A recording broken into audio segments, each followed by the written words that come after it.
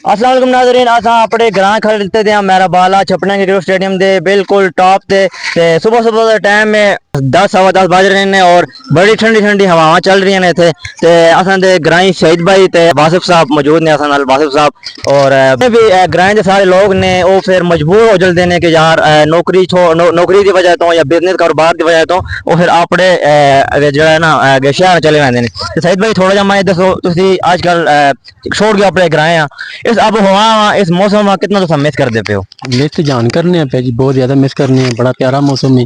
एक camera man साडा को दसे थे आज बिल्कुल बाहर दे बिल्कुल स्याह बादल पे छाए बल्कि बारिश तो शुरू ही हो गई है। हल्की हल्की बारिश बूंदाबांदी शुरू हो गई, क्या बात है। ते अगर पीछे देखो ते पीछे जो जिधर असि आए होंदे ते हाले भी धुप तपी है।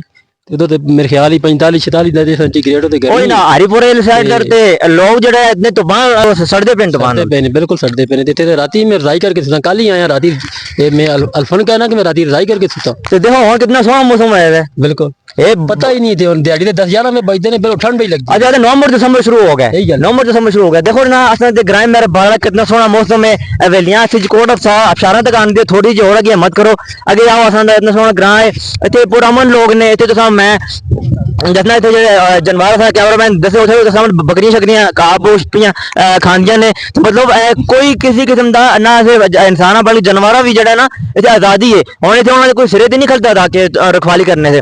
अब आमतौर पर शहर में चलो तुम जानवरों को छोड़ दे थोड़ी देर से फिर उसे एक चरवाहा जो है लभदा ही नहीं फिर अगर थोड़ी देर गायब हो लभदा ही नहीं जानवर लभदा ही नहीं। इतने देखो सुबह जानवर आते हैं चारा चौका खा के शामी आपे चले जाते हैं मालकां पता ही नहीं होता कि असें जानवर जो किसी घा खाने गए नहीं आए शामी आपे घर आ रहा है। ये भी असें ग्रां की खूबसूरती है जब रिम जिम शुरू होती है जी बड़ा ही दिलकश फरेब जो मौसम हो गया तो तुम दावत देने असें ग्राम मेरा बाला आओ इतने आके इंजॉय करो सिजकोट अबशार तो आगे आओ थोड़ी रहमत किया करो।